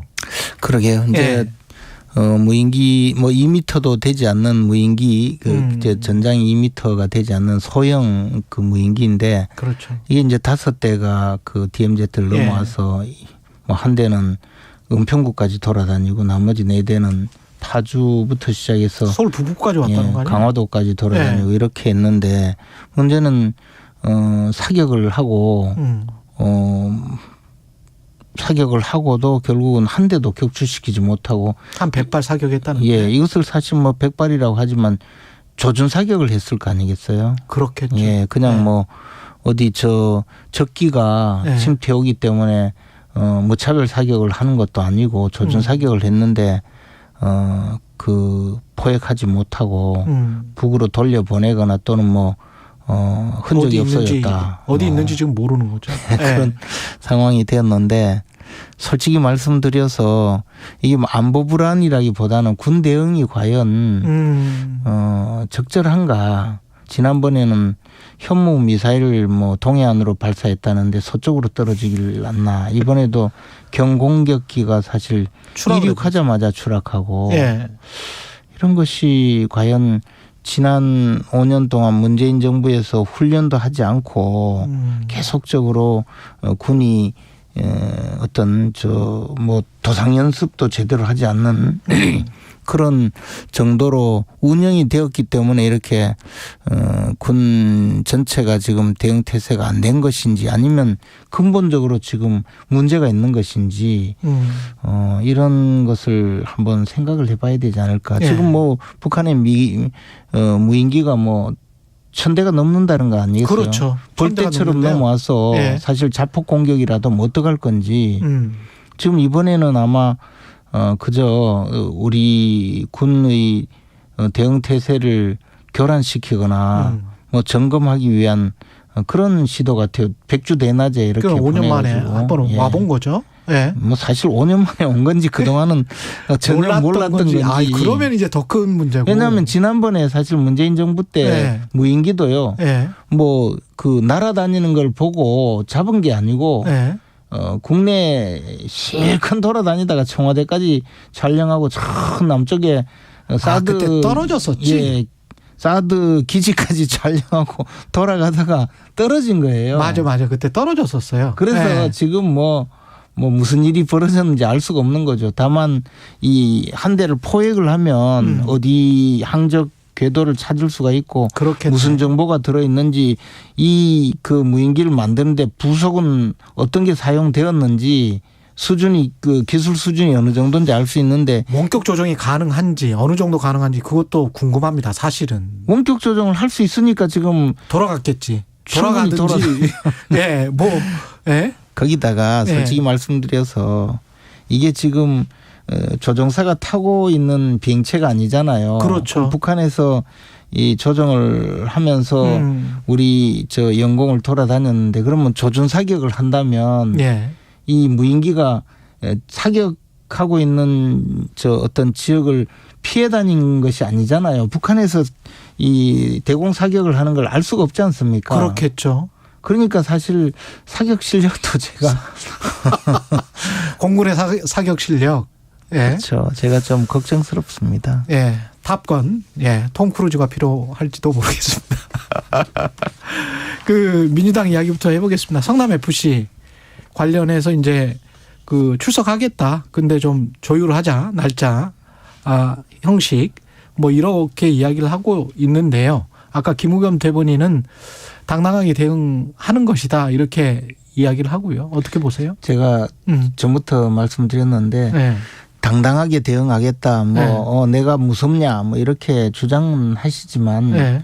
그 이재명 대표의 얼굴에 보면 정말 그 무섭다? 겁에 질려 있는 표정이거든요. 그리고 겁에 질려 있다? 예. 왜냐하면 이재명 대표께서도 이 변호사이잖아요. 그래서 지금 어떤 수사 과정에서 어떤 증거가 어떻게 드러나고 있고 그것이 자신에게 미칠 앞으로 사법적 판단이 어떻게 될지는 대강 짐작은 할 거예요. 그렇겠죠. 예, 이것은 이재명 대표께서 아무리 큰 소리를 쳐도 예. 객관적인 증거 관계는 굉장히 분명하게 드러나고 있다고 봐요. 그런데 대외적으로는 뭐 오히려 큰 소리를 쳐가면서 내가 그렇게 두렵냐 당당하게 대응하겠다라고 하고는 있는데 그러니 이제 아예 출석을 하지 않겠다고 하면 굉장히 이 뭐가 잘못해서 출석을 못하느냐 이런 이야기가 나올 테니까 당당하게 대응하겠다 하는데 서면 조사 이야기도 나오는 걸 보면 사실상 검찰 수사에 따라서 질문에 대한 답변을 할 의사는 별로 없는 것 같아요. 아마 검찰에 출석하더라도 그 검사의 그 수사 과정에 적극적으로 대응하지 않고 뭐 엉뚱한 이야기만 하다가 나올 가능성이 많다고 봐요. 과거 한명숙 총리는 가서 처음부터 끝까지 묵비권만 행사하고 나왔거든요. 예. 도대체 묵비권이라는 것은 뭔가 자신이 어떤 말을 했을 때 그 자신에게 불리한 증거로 사용될까봐 두려워서 하는 말이잖아요. 예. 근데 돈을 안 받았다면 적극적으로 해명할 수 있는데 묵비권을 행사한 것 자체가 벌써 의아했거든요. 아마 이재명 대표도 그에 준하는 반응을 보이지 않을까. 즉 꼭 묵비권을 행사한다기보다는 관계없는 이야기를 할 것이다. 할 거라고 봐요. 근데 이게 이제 사건을 그 문재인 정권의 그 검찰이 이재명 대표 관련된 사건을 이리저리 흩어놓았거든요. 그때 당시에 뭐 쪼개기 수사를 한다는 평을 받았죠. 그래서 이성윤 검사장이 있는 서울중앙지검의 대장동 사건을 두고 신성식 검사장이 있는 수원지검의 또 무슨 사건 또 박은정 검사가 있는 성남지청의 무슨 사건 이래서 막 쪼갰는데 그분들이 다 그 야당으로부터 당시 국민의힘으로부터 문재인 정권의 뭐 주구다 뭐 문재인 정권은 앞잡이다 이런 평가를 받던 검사들이었어요. 그렇게 사건을 몰아놨는데 이제 이 사건들이 각각 독립돼서 수사를 하다 보니까 가장 증거 관계가 뚜렷하게 드러난 것이 아마 성남 FC 사건인 것 같고 그 점에 대해서 이재명 대표도 출석을 해서 정확하게 해명을 하셔야 될 텐데 제가 봐서 그런 해명은 법정에서 뭐 하기로 하고 수사 과정에는 뭐 크게 이야기하지는 않을 거라고 봅니다. 정치적으로 봤을 때는 계속 이렇게 대장동 의혹이랄지 이런 게 이제 계속 나올 거 아니에요? 네. 검찰 수사 결과에 따라서. 네. 그러면 이게 총선이나 심지어 대선까지도 그 가까이는 총선까지 민주당 입장에서는 어떨 것 같습니까? 그 당대표를 계속 유지하면서 할까요? 아니면은 적당한 시기에 어떤 명분을 찾고 뭐 비대위 체제로 전환하든지 어떻게 보십니까? 국민의힘에서는? 이게요. 예. 이재명 대표는 굉장히 특이한 분이고 집요한 분이잖아요. 예. 그래서 지난번에 당대표가 될 때 사실 국민의힘이 뭐 이준석 대표를 몰아내기 위해서 당헌 당규를 수정했다라고 주장하면서 전당대회 참 최고위원 선출직 최고위원 4명 중에 3명 이상 사퇴하면 예. 비대위로 간다 이런 규정을 만들었다고 했는데요. 그보다 바로 직전에 민주당이 그 당헌 당규를 개정하면서 그 중에 하나는 이제 당대표가 예를 들어서 사법적으로 문제가 될 때는 그 당무위원회에서 최종적으로 결정하게 만들었고 결국 당무위원들은 다 이재명 대표가 지명하다시피 하는 그런 분들로 구성을 했어요. 사무총장이죠. 사무총장이 그렇죠. 당무위원장. 그래서 네. 당무위원회에서 이재명 대표의 직무가 정지될 가능성은 별로 없어요. 그럼 또 한 가지 방법은 본인이 직접 선택할 수도 있잖아요. 그거는 아니라고 보고요. 그건 아닐 것이다. 예. 그리고 이제 비대위로 가는 방법이 있잖아요. 비대위로 가는 방법은 이제 국민의힘은 최고위원 전원이 4명 중에 3명이 사퇴하도록 했는데 예. 민주당은 그 직전에 최고위원 전원이 사퇴해야 비대위로 가게 만들었어요. 그러니까 쉽게 말해서 최고위원 중에 한 명만이라도 나는 사퇴하지 않겠다고 버티면 당대표가 후임 최고위원을 선출해서 곧바로 정상화시킬 수 있기 때문에 비대위로 가는 것도 현실적으로 지금 현재는 쉽지 않다. 그런 장치를 이미 만들었죠. 이미 이재명 친위 체제 이른바 네. 그렇게 돼 있기 때문에 이렇게 총선까지 갈 수밖에 없을 것이다. 저는 그렇기 때문에 민주당 의원들이 지금 조용하다고 봐요. 그렇기 때문에 조용하다. 총선 때까지 이재명 대표가 갈 가능성이 많고 설사 기소되어서 재판을 받고 하더라도 이재명 대표가 총선까지는 그대로 가면서 공천권을 상당히 확실하게 행사할 가능성이 크다고 보니까 지금 대다수 의원들은 조용히 있는 것 아닌가라고 생각해요. 국민의힘은 사실은 속으로는 좋은 거 아닙니까? 그러면 좋다고 생각하는 거 아닙니까? 이 나라 정치가 이렇게 가서 되겠습니까? 결국은 같이 나빠지는 거죠. 최근에 원로 배우이신 김혜자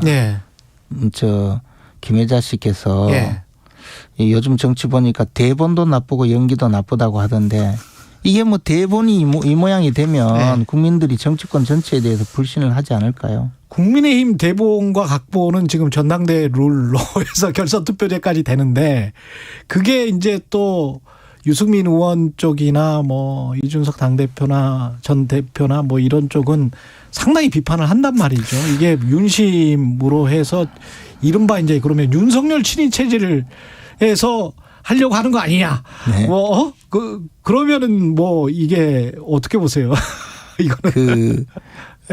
최근에 황교안 전 대표가 저는 그분 말씀에 동의하지는 않지만 유승민 전 의원 그리고 이준석 전 대표를 암덩어리라고 확실히 제거해야 된다고 이런 표현을 쓰면서 그때 당시 국민의힘 이전에 자유한국당 시절에 세보수당 계열 쪽하고 통합을 한 데 대해서 천추의 한이다 이런 표현을 쓰더라고요. 그래요? 네. 그래서 그 점이 저도 무슨 뜻으로 이야기하는지를 알아요. 그때 그분들이 들어와서 공천에 상당히 문제를 일으킨 것은 사실이거든요. 근데 이제 이 유승민 전 의원이 그렇게 주장하는 것은 지금 당헌당규 개정 이전의 이른바 7대3 룰, 즉 여론조사를 30% 반영하는 그런 당헌당규 체제에서는 자신이 당선되는 것이 당연한데 그 경선 규칙을 바꿈으로써 자신을 죽이려고 한다 이런 논리로 계속 주장을 하는데 지금 여론조사 결과에도 보면 우리 당이 전당대회에 대표나 최고위원 선출할 때는 역선택 방지 조항을 항상 넣어서 그 지난번 저 당대표 선출에서도 그렇게 했거든요. 그렇게 했을 때는 이미 2등 안에도 못 드는 여론조사거든요. 근데 당원들의 유승민 의원 말씀하시는 거죠? 유승민 의원이요. 근데 유승민 의원이 당원 투표에서는 그보다 더 저조한 성적을 거둘 거라는 생각도 많이 대부분이 그렇게 또 인식을 하고 있는데 그러면 도대체 무슨 근거로 아니, 여론조사는 또 그렇게 나오니까 여론조사조차 유승민 의원을 지지한다는 분들 중에서 보면 반 이상이 민주당 쪽이거든요. 그러면 쉽게 말하면 지지자는 민주당이 많이 있어요. 국민의힘에는 많지 않다는 거죠. 엄밀하게 말하면 민주당 가서 대표 출마하는 것이 이 지지자의 구성을 보면 그렇게 생각할 수 있죠. 근데 정작 그분이 민주당 가서 출마를 하면 민주당 지지자가 유승민 의원을 찍어주겠습니까? 그러니까 이것은 이 착시 현상을 두고 계속적으로 자신의 그 어떤 논거의 정당성을 주장하는데 저는 언론에서도 이런 부분에 대해서 조금만 주목을 하면 이런 주장이 별로 근거가 없다는 것을 판단할 수 있을 것 같습니다. 하나만 더 질문할게요. 이른바 친윤 후보들은 교통정리가 됩니까? 그러면은 결국에는 되겠죠. 결국에는 뭐 교통정리는 이제 컷오프 방식도 있고 또 더 나아가서 결선 투표까지 있으니까 결국에는 될 텐데 이거는 좀 잘 생각해야 되는 게 그래도 결선 투표에 이른바 친윤 후보가 한 명은 올라가야 한 명은 올라가겠죠. 올라가야 되는 상황이죠. 말씀하시는 거 보니까 한 명 이상 올라갈 것 같은데. 여기까지 듣겠습니다. 정치펀치 김재원 전 국민의힘 최고위원이었습니다. 고맙습니다. 고맙습니다. 이 시각 출근길 교통정보입니다. 평소처럼 나오셨다면 지각 걱정은 크게 하지 않으셔도 되겠습니다. 출근 정체 심하지 않았고요. 이 정체도 풀려가고 있습니다. 다만 사고는 항상 주의하셔야겠죠. 서울시내 강변북로 구리 쪽입니다. 원효대교 부근에서 사고가 발생했는데요. 방화에서 동작대교까지 35분이 조금 넘게 걸리겠습니다. 올림픽대로는 이보다 더 수월해 보이고요. 행주에서 성산대교까지 20분 정도 예상됩니다. 더 가선 여의도에서 한강대교, 한남에서 영동대교 쪽으로 막히고 있습니다. 수도권 제일순환고속도로는 판교에서 일산 쪽인데요. 안현분기점 진출로에서 사고를 처리 중이라 부근에서 정체고요. 장수에서 중동까지와 김포요금소에서 자유로 쪽으로 속도가 떨어지고 있습니다. KBS 교통정보센터에서 이현입니다.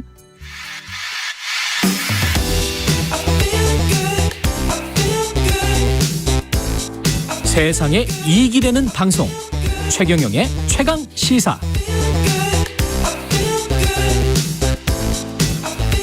네, 난장이가 쏘아올린 작은 공, 누구나 한국 사람이면 거의 누구나 알고 있는 소설인데요.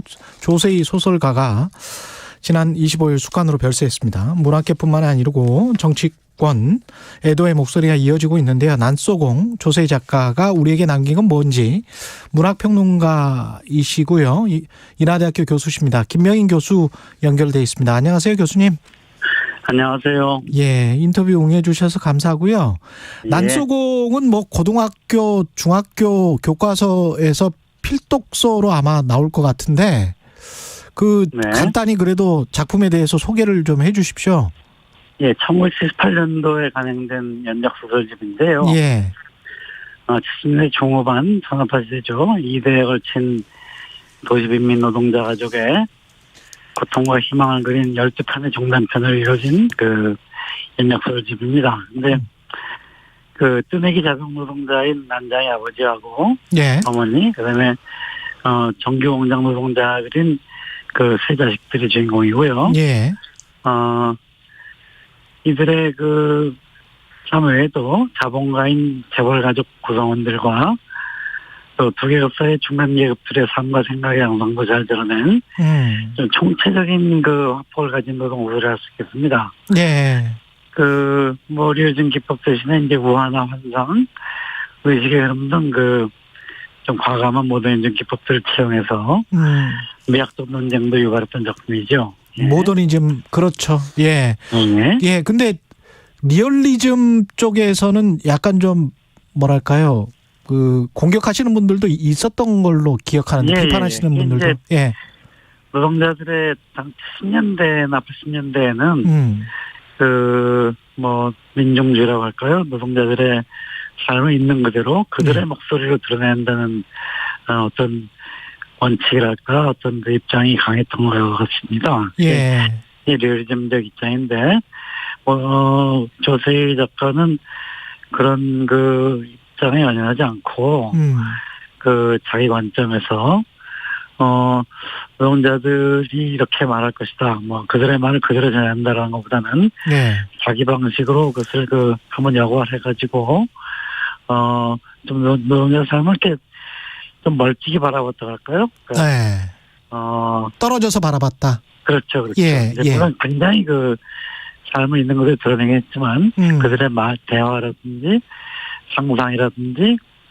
생각 이런 것들을 자유롭게 그 현실과는 넘나드는 기법을 통해서 자유롭게 드러냈다는 점에서 좀 그 특이성이 있다고 할 수 있겠습니다. 오히려 그렇게 떨어져서 봤기 때문에 생각하게 해주고 좀 그 룸이 생각할 수 있는 뭐라고 해야 될까요? 그 여지, 공간. 그렇죠. 그런 것들이 굉장히 많아졌다 이렇게. 네, 저는 어떻게 표현하냐면 당시에 이제 황소영 선생의 객지를 비롯해서 80년대 이제 그 리얼리즘 노동소설의 계보를 있는 좋은 작품들이 많이 있습니다. 그런 작품들이 되게 보여주기의 작품이었습니다. 있는 것들을 보여준다. 그런 건데 조세희 선생의 그 남서공은 생각하게 하는 작품이다. 생각하게 한다.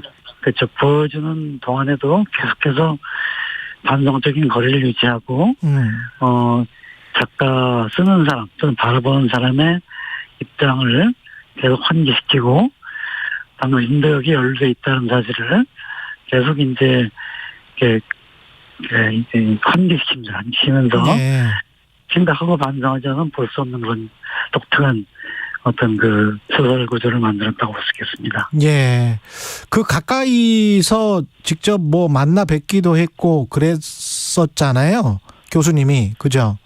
예, 뭐. 저 말고도. 가까운 분들 많이 있고, 저는 뭐 직접 뵙기보다는. 일종의 뭐, 서로 좀 격려하는 관계처럼 이렇게, 수십 년을 같이 이렇게 좀 연락을 하고 지냈습니다. 그래서 직접 뵙고 뭐 아주 가까이 지내는 건 아니고요. 어떤 인간적으로는 어떻게 평가를 하십니까? 아주 겸손하고 뭐랄까요? 그냥 늘 좀 이렇게 소극적이랄까요? 항상 자기 자신이 모자라다, 부족하다, 늘 부끄럽다는 생각을 가지고 계시고, 이제 그런 것들을 이제 아주 조곤조곤하게 나누는 그런 스타일입니다. 늘 겸손하시면서 또 세상과 자신에 대해서 늘 화가 나 있는 분이었죠.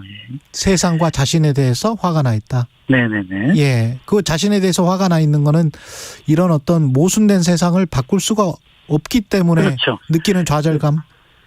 그렇죠. 글 쓰는 사람으로서 자신의 글로 세상을 바꿀 수는 없다는 사실.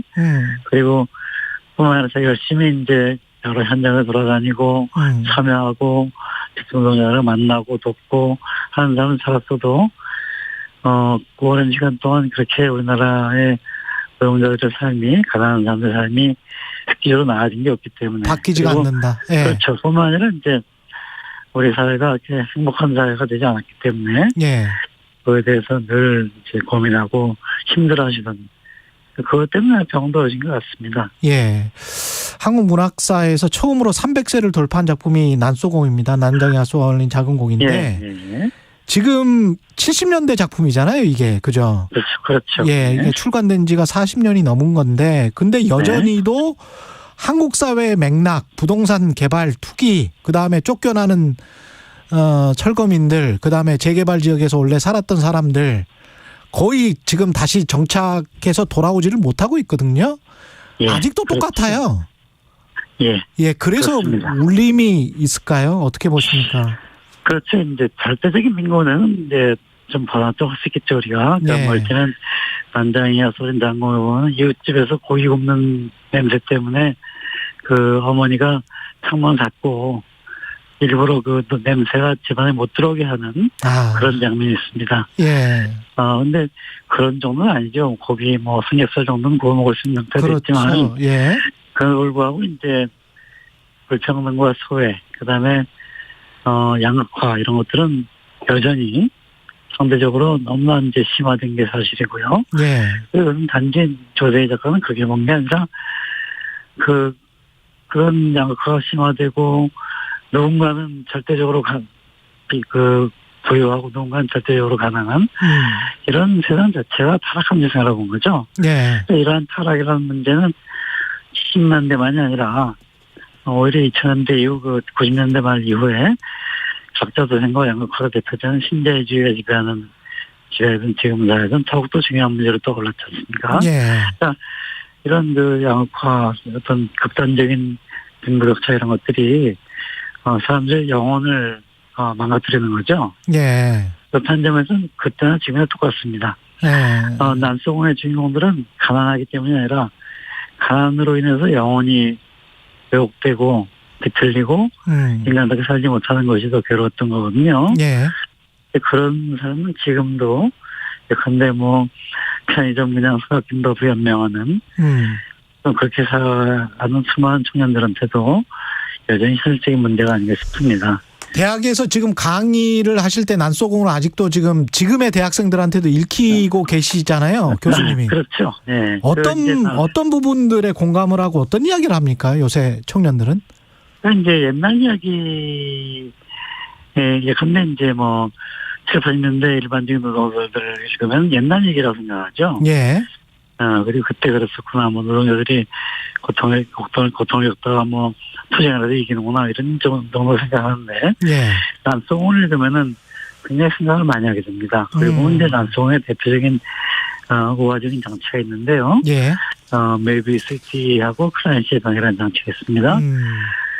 멜비스티는 뭐냐면 이런 거죠. 이제 안너밖에 없다라는 그런 이제 그런 공간인데, 예. 순수한 공간인데, 그러니까 가난한 사람이나 부자나 사실은 이 타락한 세계에서는 누가 더 행복하고 누가 더 불행하지 않다. 그렇죠? 둘 다 마찬가지로 고통스럽다는 거죠. 예. 마치 굴뚝을 청소하는 두 아이가 한 사람은 얼굴이 하얗고 한 사람은 얼굴이 까말 수 없듯이 둘 다 얼굴이 까말 수밖에 없는 거죠. 그렇죠. 아유, 멜비우스티까지만 이야기. 그렇죠. 지금 시간이 뭐 다 돼가지고요. 그렇죠. 예. 그런 우화적 장치들을 통해서 알겠습니다. 굉장히 자기 현재 여기까지 그렇죠.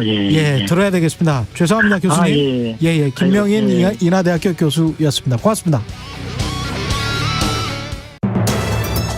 겨울철 한파와 폭설로 인한 피해를 예방하기 위해서는 먼저 한파 소식이 들리면 수도 계량기와 수도관을 보온재로 감싸고 수도 꼭지를 조금